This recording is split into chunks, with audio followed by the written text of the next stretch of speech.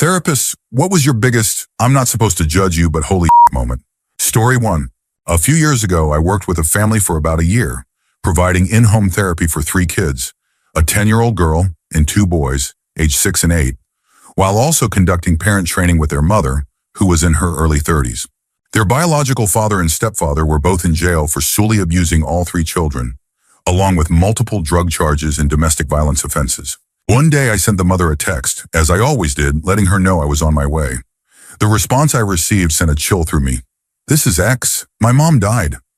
She had suffered a heart attack in the middle of the night.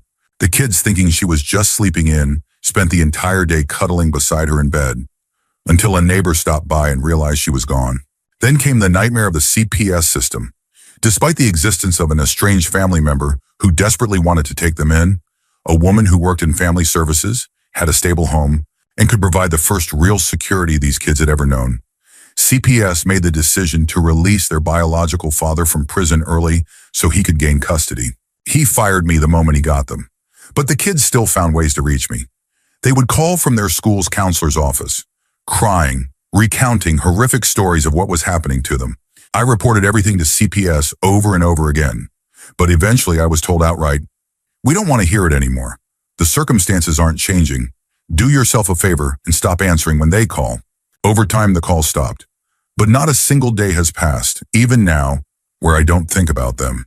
Last fall, I received a call at my current office. It was the girl. She wasn't even 16 yet, but she had already been through 3 pregnancies, each either aborted or miscarried. Her father had been pimping her out for years, forcing her to sell drugs. She'd done time in juvenile detention. The nightmare never ended for her. We fought CPS so hard for so long, and all we got in return was this life for those kids. I was so grateful she reached out to me. I'll never forget that caseworker's name, and I pray I never cross paths with her again. Story 2. I work at a residential group home. We had a kid who had been admitted about 4 months prior. During a family session, they casually mentioned having parasites. I was stunned. "What?" The mother nodded, completely unfazed. "Oh yeah, our whole family has them. We don't believe in getting rid of them since they're part of our biological ecosystem."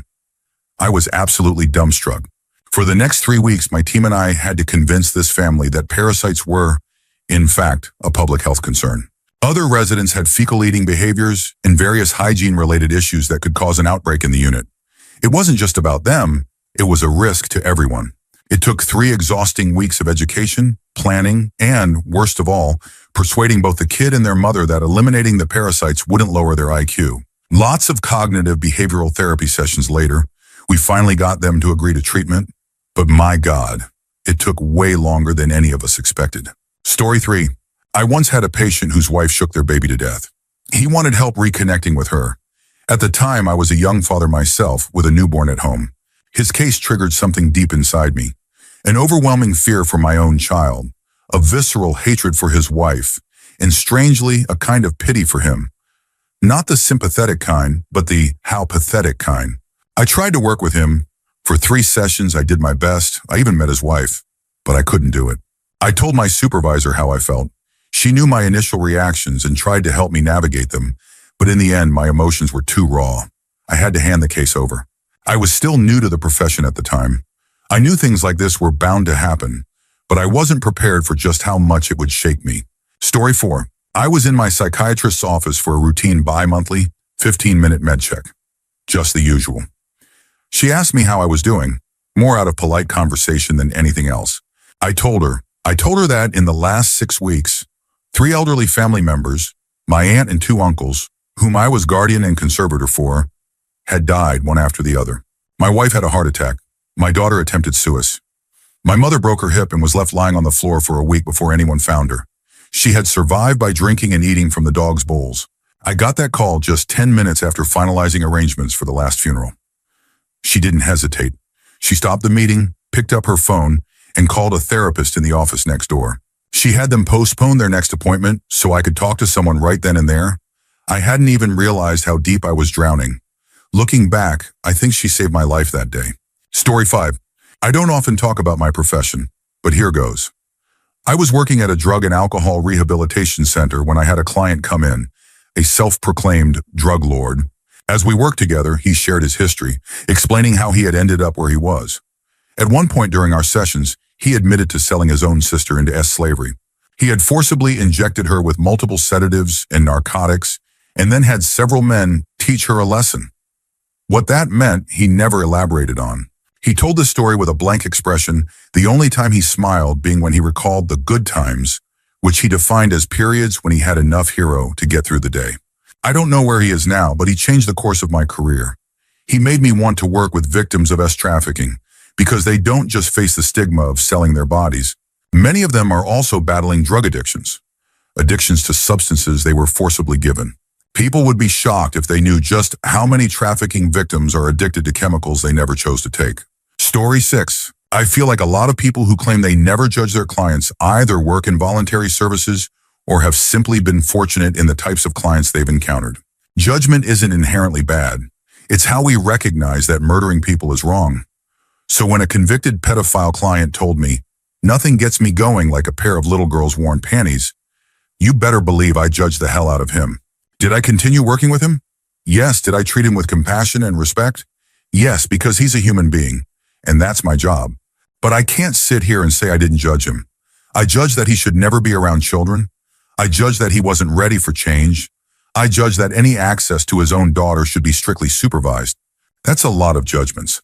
Understanding your own biases and how they influence your work is a crucial part of training and practice.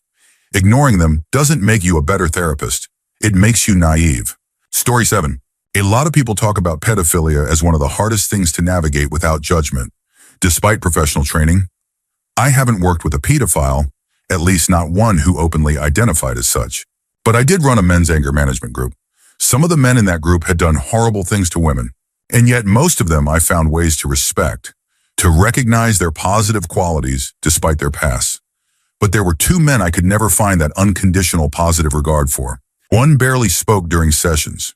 He gave one-word answers, complained about how unfair the system was, and refused to engage. I worked hard to break through, to connect, to help, but nothing ever changed. He left the group after he strangled his girlfriend and went to jail. She survived, thankfully. The other was barely involved. He showed up late, left early, did the bare minimum, and refused to open up. One session after we had already discussed him staying to the end, he got up to leave early anyway. When I told him he wouldn't get credit for attendance, something the court required, he threatened me. Oddly enough, I later ended up moving into the apartment directly below him without realizing it. I'd listen to him scream at his girlfriend, hear things breaking, and call the cops. I judge these men. They're awful people. Maybe they're redeemable, but redemption requires self-awareness and accountability, and neither of them wanted any part of that. It's worth noting how differently I felt about them compared to so many others in the group. Men I could help, men I could admire despite their pasts. But some people don't want to be saved. Story 8. I was part of a review for a secluded patient. The moment we opened the door, he threw a cup filled with urine and feces directly in my face. I tried to stay objective, to remind myself to consider his experience, but honestly, my first thought was just, what an asshole. Working in inpatient services is challenging.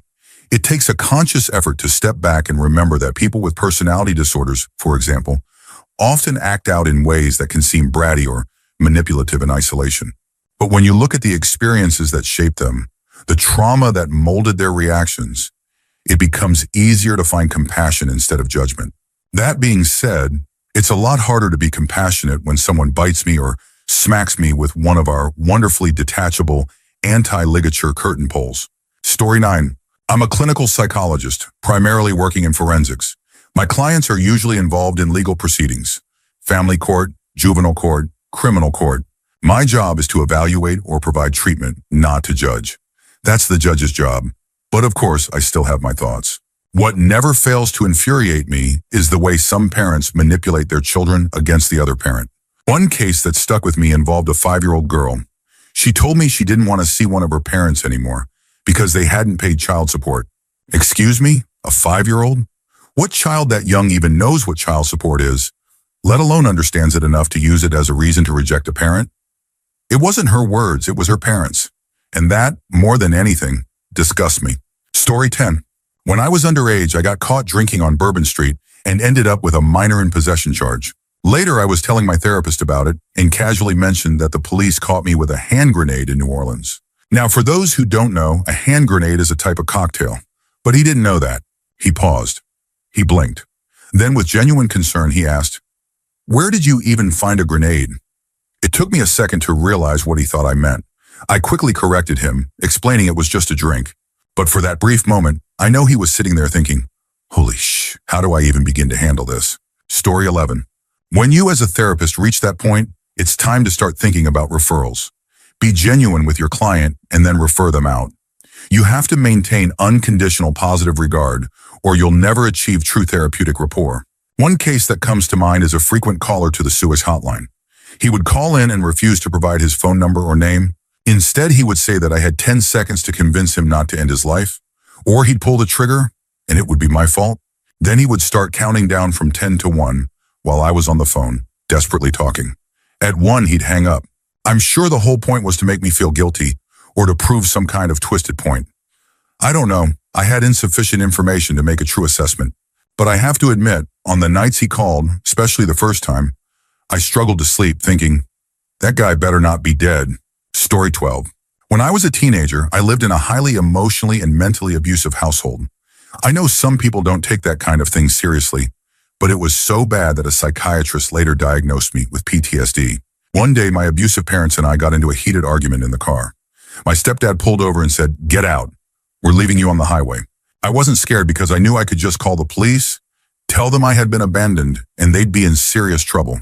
So I said, "Sounds good," and stepped out. My mom followed and immediately started attacking me. After the assault, I refused to get back in the car.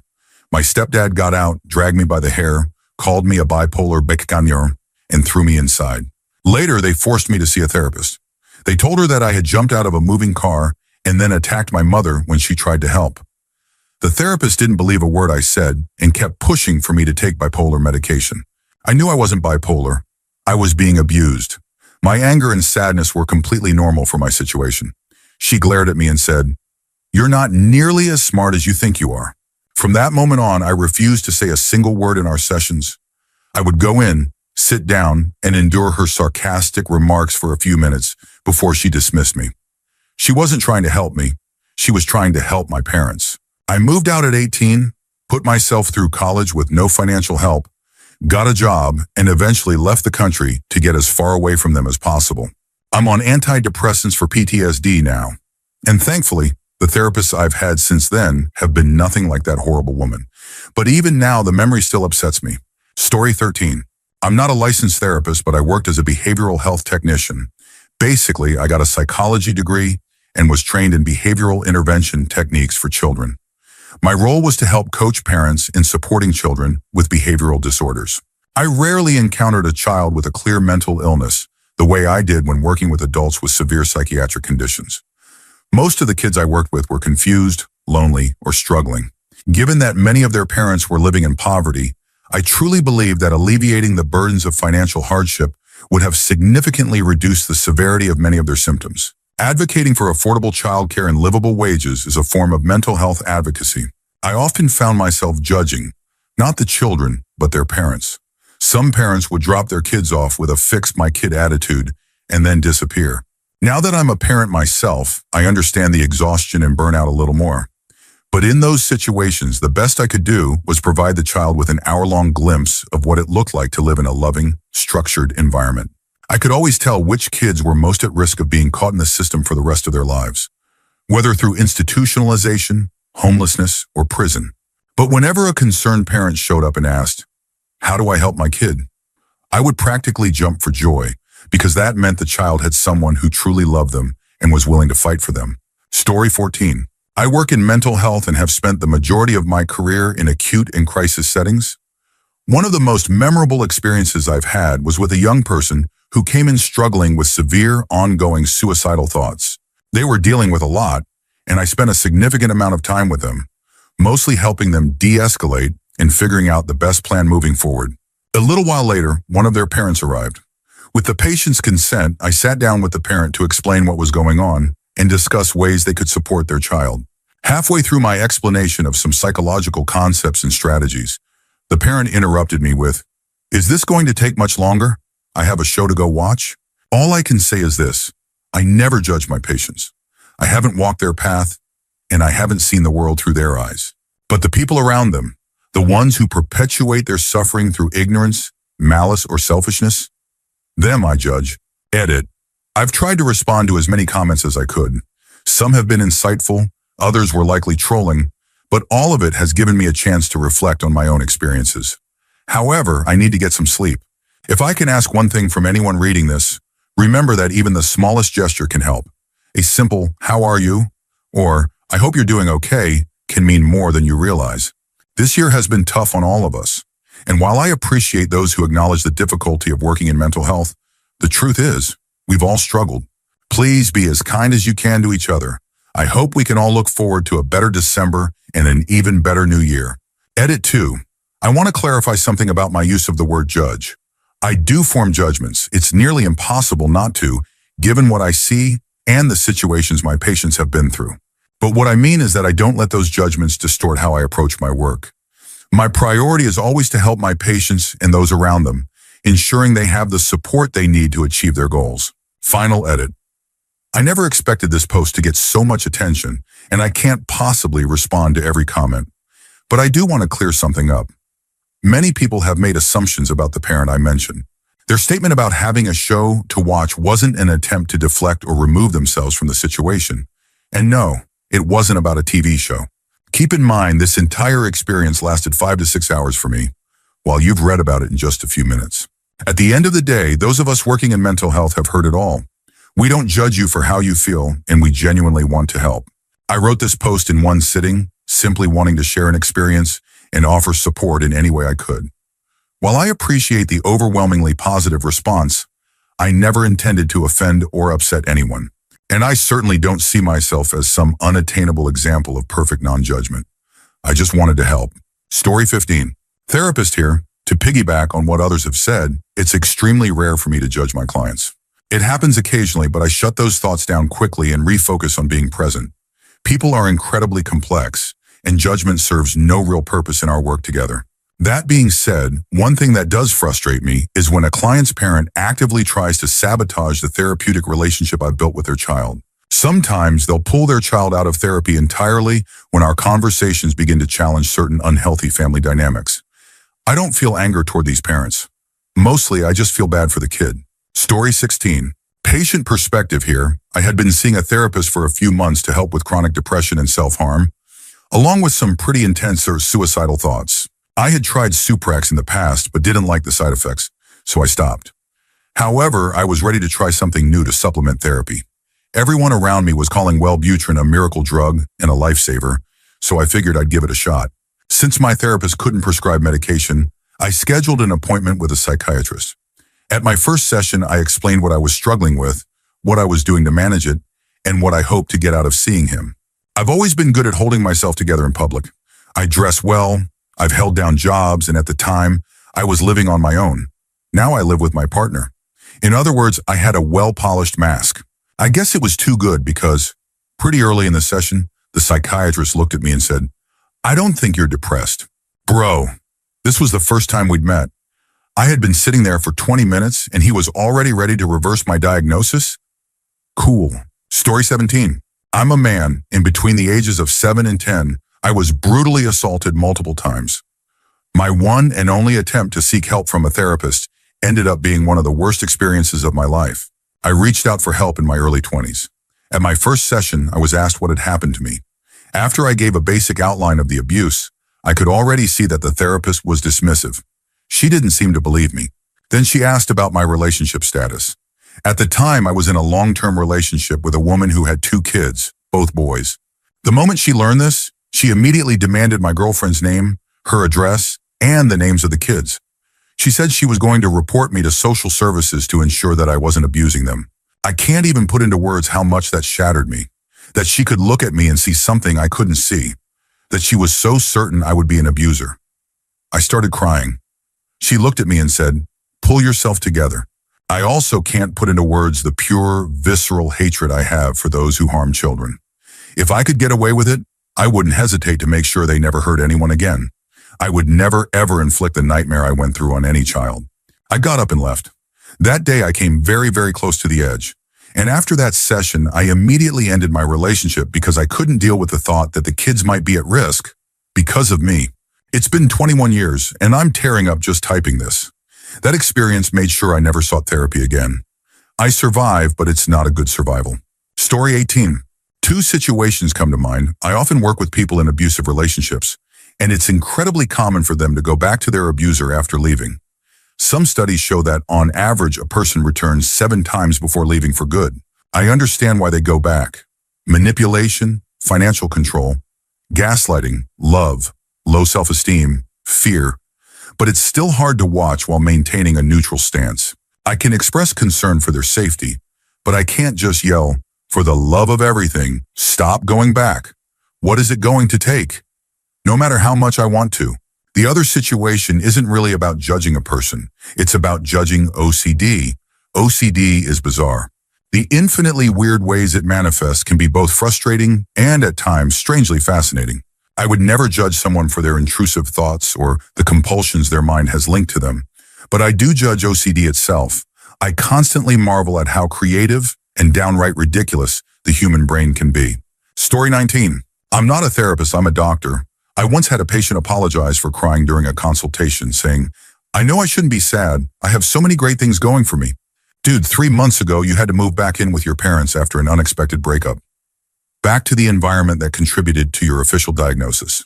The same house where your sister was living before she passed away just 1 month after your return. From the same diagnosis you have. And because she passed during a pandemic, you weren't allowed to visit her in the hospital before she died. You couldn't even properly organize her funeral. On top of all that, you felt financially responsible for both of your parents because they had lost their benefits.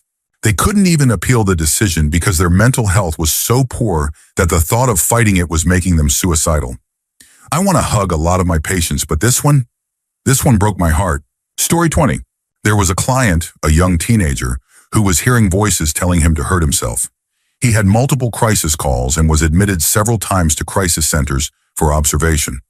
Eventually, he was prescribed medication and started showing signs of improvement. He also began opening up, revealing that he might be gay. He was terrified because his father was an old-school religious figure, a respected member of the community. It was recommended that the boy enter a treatment facility. The plan was to help him adjust to his medication, build coping skills, and give him the support he needed. His father pulled him out against medical advice. He refused to let him continue taking medication. He cut off his therapy entirely in favor of a more religious approach. 3 months later, the boy took his own life. I still see that father around, and every time I wish I could do something about it. Story 21. I'm not a therapist, but I was a patient after my mom passed away. I needed help sorting through everything I was experiencing in the wake of her death. We were discussing some deep trauma. I had been abandoned by both of my parents and severely neglected and abused by caregivers. At one point, I looked up and noticed my therapist had put down her notepad and clipboard. She was staring at me wide-eyed. I thought she was going to diagnose me with something terrible. I thought she was going to tell me I was broken. Instead, after a long pause, she said, "You need to realize how special you are. You did it. You could have been a statistic, but you beat the odds. Do you mind if we explore your childhood a little more? I want to understand what you were thinking when all of this was happening, because it might help me with other patients." That was a remarkable moment for me. She told me that not only was I normal, but she found me exceptional. We worked together in cognitive behavioral therapy for 8 months. We tackled my triggers, my attachment issues, and put me on a path toward healing. I love her. She's an incredible person who found value in my damaged past. And in a way, she allowed me to help others too. Story 22. I'm a licensed psychologist. As many have pointed out, judgment really isn't part of the job. At least, not if you've had proper training and done the necessary internal work as part of the process. That being said, not all therapists have done that work, so don't be afraid to stop seeing one if you feel it's not a good fit. I often tell my clients that my role is to be a navigator while they are the captain. I've been brought on to help chart a course from where they are to where they want to be. While I know a lot about the waters and landscape, psychology, human behavior, habits, and so on, they are the experts on the boat and crew. Themselves, their lives, and their relationships. I don't expect them to take every recommendation I offer because they might know things I don't, and I respect that. My job is simply to help them adjust their course, avoid obstacles, or deal with them as they arise. It's not my job to tell them how to live. what to do, or to judge their choices, even if those choices differ from what we've discussed. It's their boat. I do, however, add this.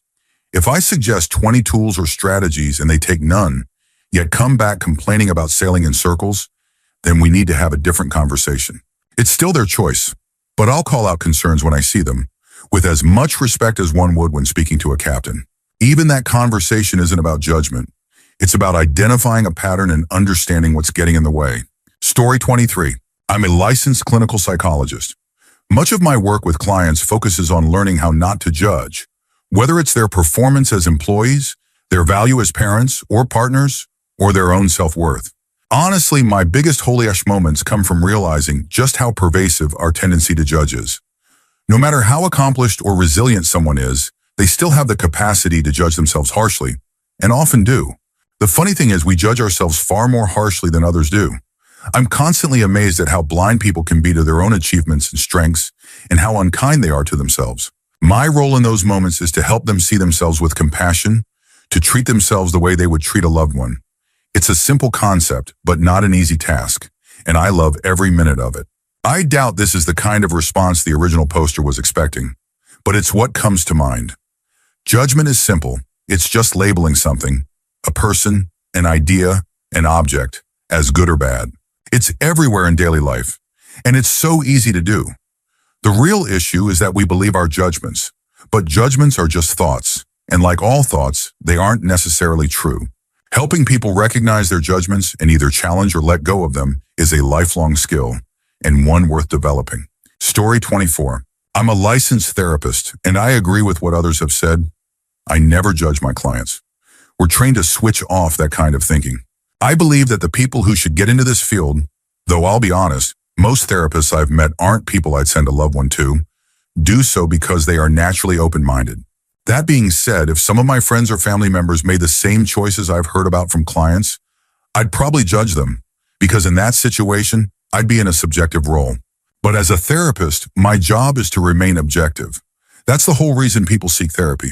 Of course, that doesn't mean I haven't had plenty of This is wild moments, but that's different from judgment. Therapy is such a strange and fascinating job. There's also an important distinction between judging and expressing concern. It has to be worded carefully. If a client feels judged, you risk losing their trust and willingness to be vulnerable. And if you find yourself struggling to stay non-judgmental and can't work through it, that's when you refer the client to someone who might be a better fit. Story 25. I'm a registered psychologist, and this is a key part of our training. Our ethics, code of conduct, and standards of practice, along with our own moral compass, are things we have to reflect on daily. During my oral ethics exam, this exact question came up, and you can't just say, I would never judge anyone. I accept every single person. That's a nonsense answer. We're human too. We have emotions, biases, and reactions just like anyone else. My honest answer was that I would struggle to work with someone who willingly and purposefully tortures and kills animals for pleasure. I admitted to my panel that it would be difficult for me not to pass judgment on an animal abuser. That was the right answer. Psychologists are expected to recognize the populations they might struggle to work with, so they can ensure clients receive competent care from someone who can be objective. Story 26. I'm not a therapist, but my mom recently sought therapy to work through some of the deeply disturbing things she experienced as a child. The therapist definitely had a holy shade moment, and a judgmental one too. My mom and her family fled to Australia from Ireland in the early 70s when she was 6. Both of her parents were members of the Ulster Defence Association, UDA, which fought against the IRA during the Troubles in Northern Ireland. My grandmother in particular was heavily involved. She had killed people. As my mom was explaining some of this to her therapist, the woman actually tried to minimize her experience, saying they were probably just accountants. My mom had to shut that down fast. She told her, then why did we flee to Australia after their involvement in blowing up a bus? And why did we have guns hidden in our teddy bears?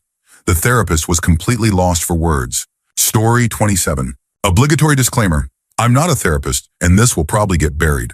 But as a man, I really struggled with going to therapy. I was at the lowest point of my life.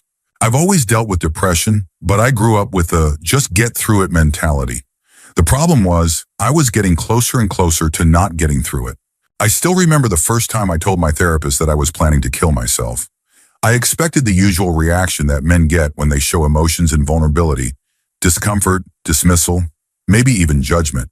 But she never did any of that. She never acted like it wasn't an option, never invalidated my thoughts or feelings. She just talked me through it. This isn't exactly the point of the question, but if fear of judgment is keeping you from going to therapy, please go. It could save your life. Story 28. It's never the things people think they're being judged for. A good therapist won't judge you for how much of a substance you use, how destructive your coping mechanisms are, or the things you've done that you're ashamed of. We exist to hear those things, to recognize them, and to help you through them. You're worth that, having someone see your value despite XYZ. But if I do judge anyone, it's the parents who don't give a shit about their kids.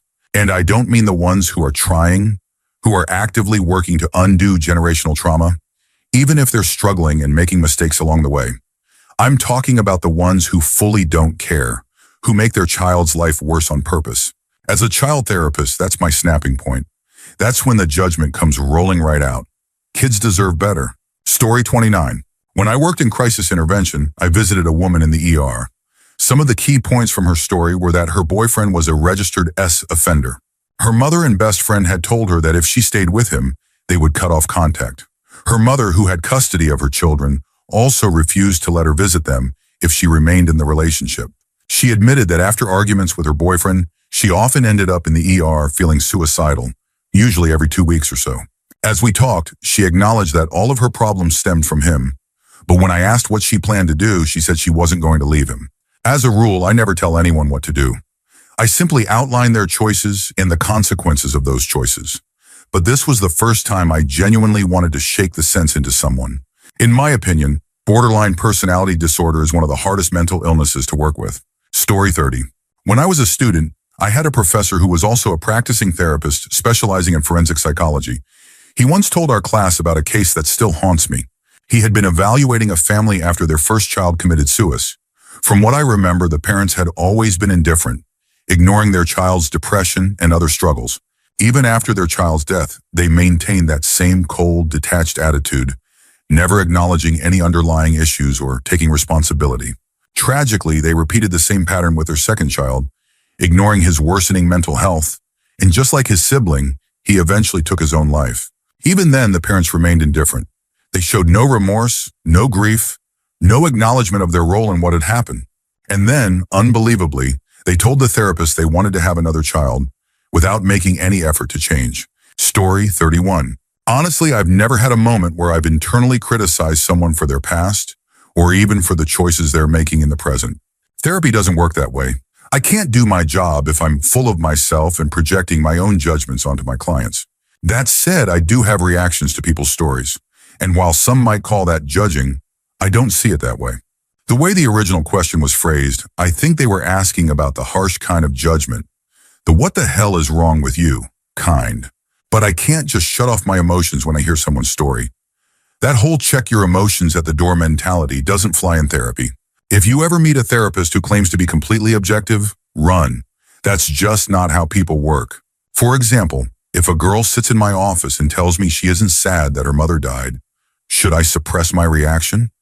If parents of a handicapped child tell me they feel relieved when their child passes away, does that mean I'm judging them? Absolutely not. But do I feel something in those moments? Of course. Or what about when I work with a guy who's so close to realizing that his partner's anxiety isn't about him? Do I get frustrated? Sure. But am I going to get mad at him? Being a responsible, competent therapist means acknowledging my instinctive emotional reactions and dealing with them before they interfere with my work.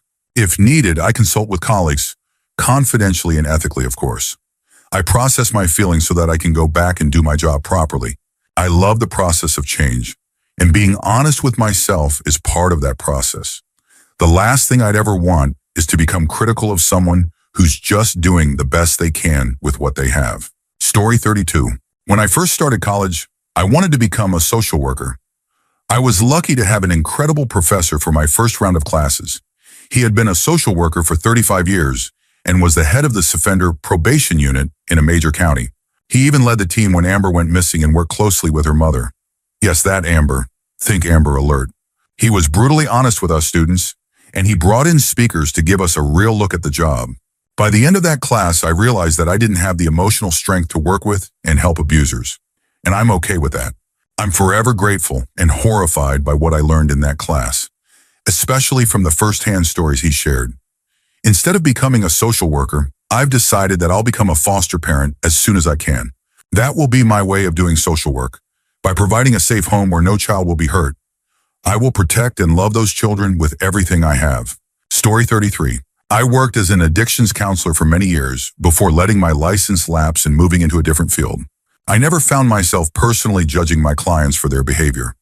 I understood that under normal circumstances, these people likely wouldn't steal, manipulate, or lie. Addiction literally hijacks the rational, thinking part of the brain. I wouldn't judge someone with a broken arm for being unable to lift a heavy object.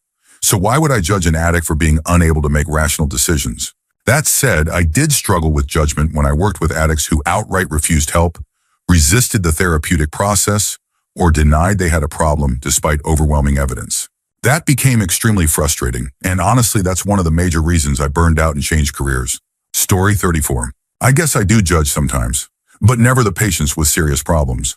I struggle the most when working with people who say things like, "I'm so upset my husband only gives me $10,000 a month for shopping," or "My kid gets B's and I just can't handle it," or even, "I feel depressed because my favorite TV show ended."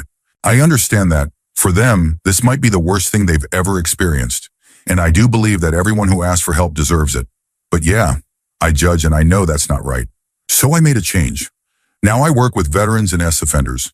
I never find myself judging them. Instead, I feel like I'm actually doing something, serving my country, preventing horrific crimes. And now that I've typed that out, I realize I have some personal work to do on myself. Story 35. I'm a therapist, and this happened early in my career. I worked at a recovery center for families. One family we received had a mother with multiple diagnoses: borderline personality disorder, dissociative disorder, complex PTSD.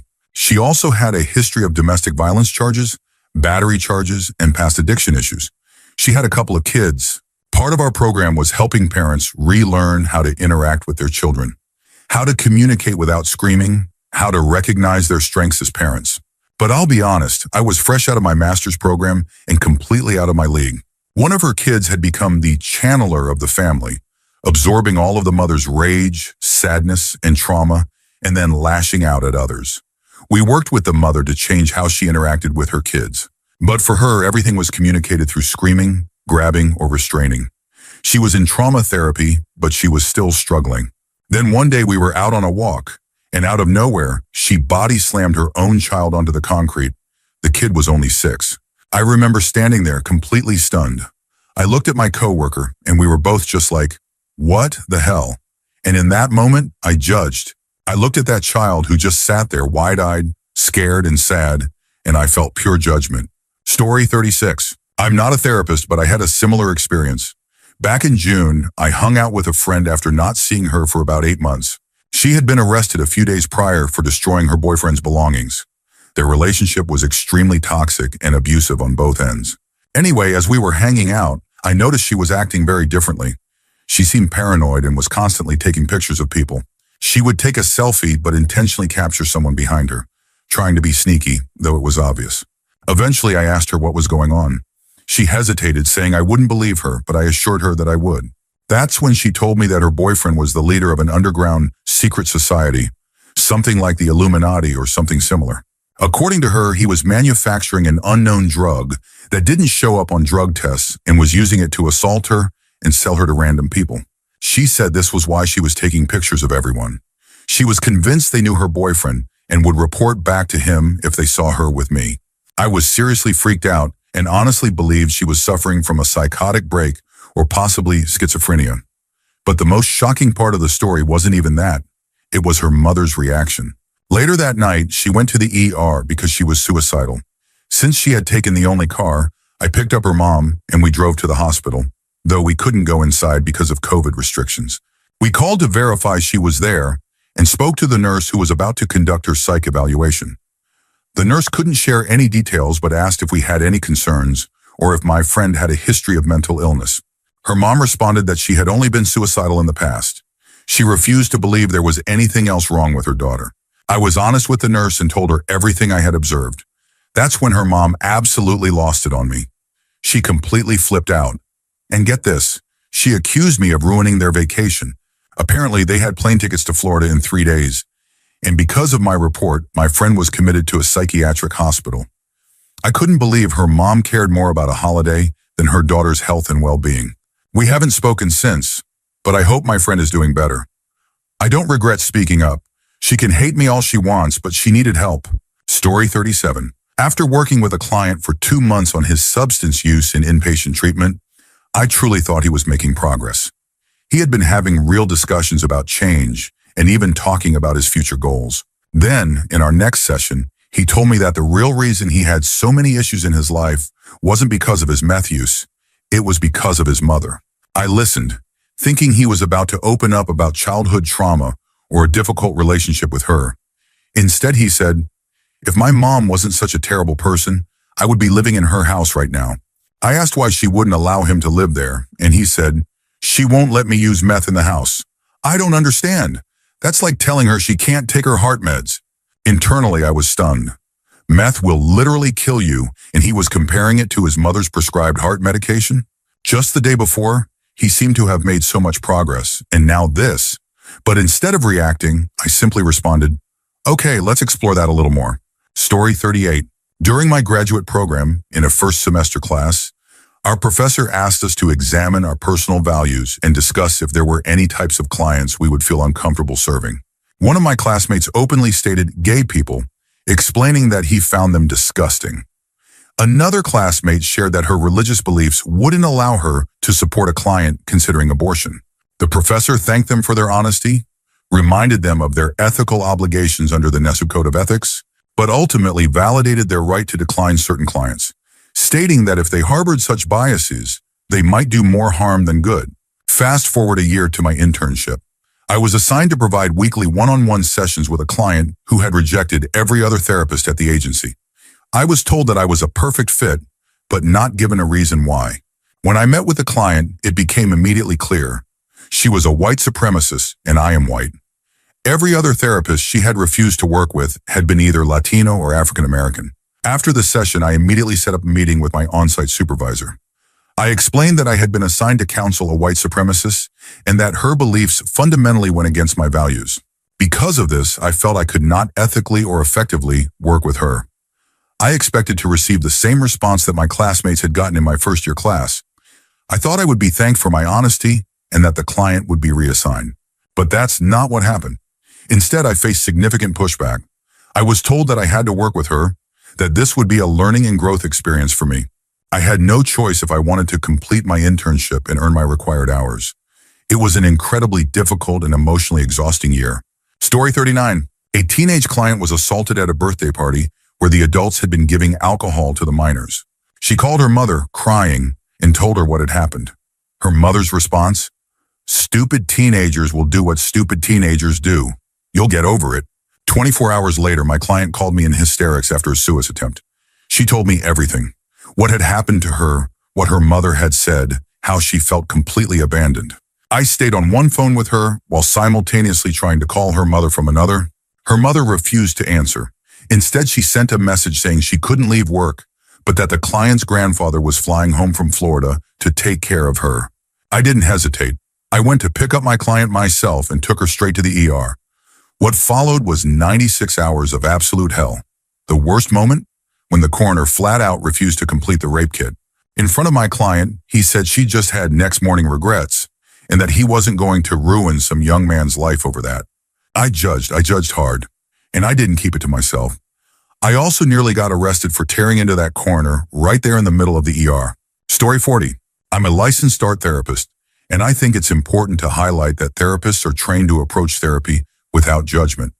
We learn about 2 key concepts: transference and countertransference. Transference refers to a client redirecting their feelings about someone else onto their therapist. Countertransference is when a therapist starts projecting their own feelings onto a client. That being said, I'd be lying if I said I've never experienced strong countertransference. I've had clients with political views completely opposite from mine. I've had clients who believed the pandemic was a hoax. I've even worked with clients who had a history of abuse, people who had been the abusers. If I were having these conversations outside of therapy, would I pass judgment? Probably yes. But therapy is different. At the end of the day, the person sitting in front of me is human. They're there because they want to face their struggles, to work through their past, to grow. They're being vulnerable, letting me see into their mind, their history, their fears, and that's what matters. Story 41. In this line of work, you quickly get used to hearing about taboo topics. Part of the job is being non-judgmental.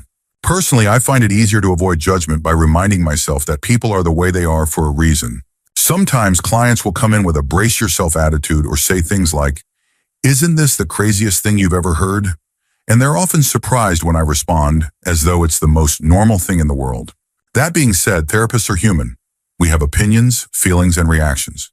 If you're a good therapist, you either leave those outside the session or address them professionally when you can. But we do vent to each other. And most of us, we develop a dark sense of humor. To outsiders, the things we say might sound judgmental, even cruel, but that's not the case. We just need a way to release the pressure.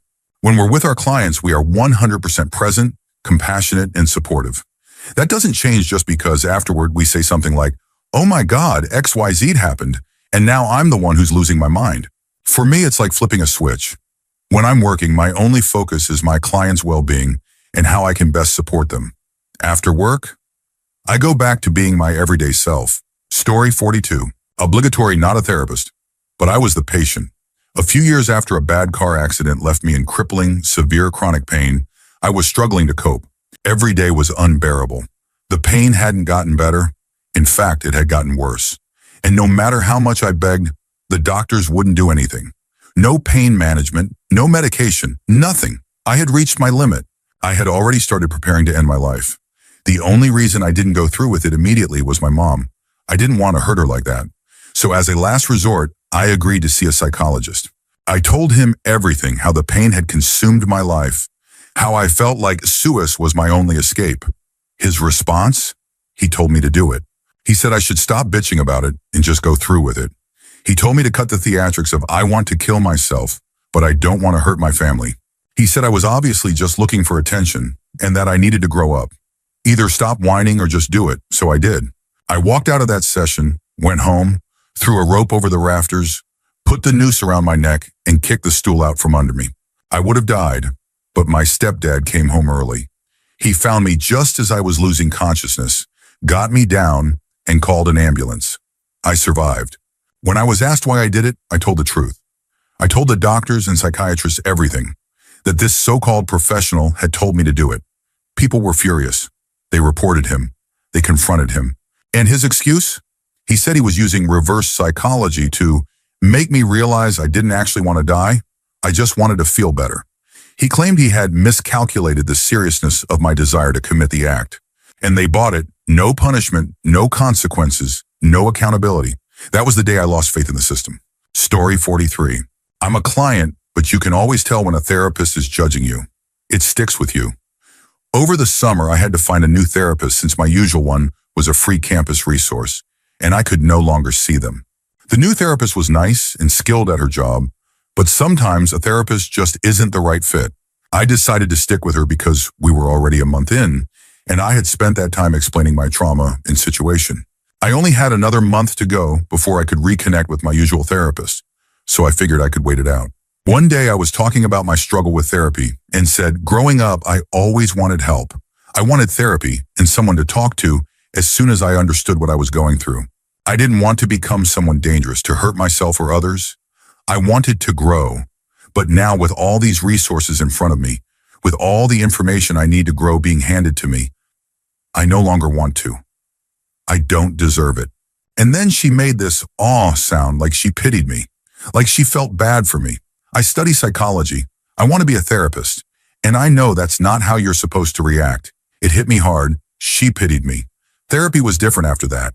Story 44. I'm a psychologist. I try really hard not to judge, and for the most part, I do a pretty good job. Everyone has their own struggles, and it's not my role to judge, just to help. However, when I was starting out, I had a patient with severe personality issues. His marriage was rocky, full of infidelity on both sides. We were discussing how this had affected him over the years when he suddenly dropped a bombshell. He had been involved in a threesome with his wife and his own brother.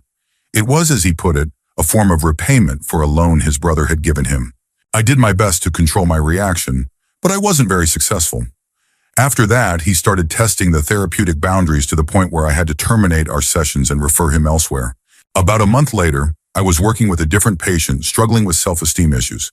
And somehow, once again, he admitted that he and his wife had also had a threesome with his brother. I think I did better at keeping my reaction in check that time, but seriously, what are the odds? 2 patients in 1 month? I haven't encountered a situation like that again, but ever since I've wondered, how common is this? Later, I worked in a prison for a while, and after everything I saw there, I don't think much could surprise me anymore. Story 45. I'm a patient, or at least I was. I had been seeing a therapist for about a year and the results were great. I had been struggling with job hunting, confidence issues, family conflicts, and depressive episodes. But with therapy, I was able to get back on my feet and reintegrate into society. I was genuinely happy.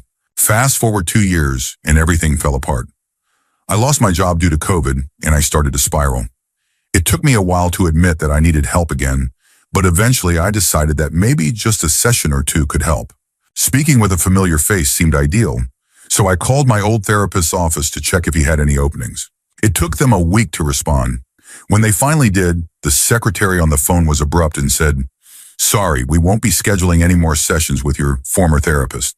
We don't think we can help you anymore, and believe your issues would be better handled by someone else." What? I was stunned, and honestly a little hurt. How could they decide what I needed without even asking me what was wrong? I pressed for more details, but all I got was, "Sorry, why don't you try this other location instead?"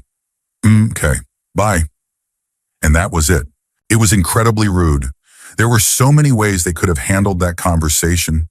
They could have told me he was unavailable, that he no longer worked with people in my age group, that they didn't take my insurance, that he wanted to encourage independence from therapy, or that he didn't offer virtual appointments. Any reason at all would have been better than what I got. Story 46. I'm a therapist. This is a tough question to answer directly for a couple of reasons. First, there are ethical concerns about identifiable information. Therapists can't share juicy details about cases, even if they have a wild story. None of the examples I mention here are based on specific clients, but I'll try to give some insight into my job. Second, therapists should only work within their level of expertise.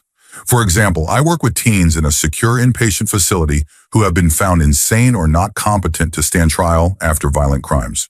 There's a lot I deal with that outpatient therapists might find disturbing if they were suddenly thrown into it.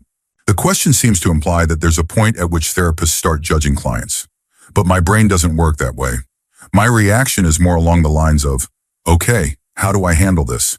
Therapists build up the ability to tolerate extreme cases through experience, training, self-reflection, and supervision. I do occasionally feel overwhelmed at work, but it's almost never because of the kids I work with.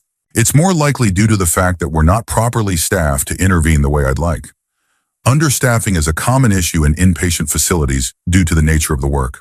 For context, I handle a lot of crises, suicidality, a lot, homicidal thoughts, psychosis, suicidal violence, both victims and perpetrators, anxiety, panic attacks, and severe self-harm. I also deal with a moderate number of cases involving obsessive-compulsive behaviors and developmental disabilities. A typical case for me involves a teen who frequently lashes out physically and is simultaneously finding creative ways to attempt self-harm. A less common but not unheard of case might involve serious harm to animals or hallucinations, commanding them to commit violent acts. Despite everything I see, I strongly believe that people act based on their personal histories, circumstances, and capacities. Even the most extreme behaviors stem from a complex mix of those factors. For inpatient work, I handle crisis interventions, suicide assessments, and safety planning. In outpatient work, I do traditional child and family therapy. I enjoy both for different reasons. But no matter the setting, the work is intense. Story 47. I used to be a professional counselor, earned my master's degree in everything. I primarily worked with children. One of the kids I worked with came to me after tying up a younger child and dousing them with gasoline. The only reason they didn't go through with setting the child on fire was because they were too young to figure out how to work a lighter. They were enrolled in an intensive outpatient program, but even while there, they managed to manipulate several other children into getting into trouble.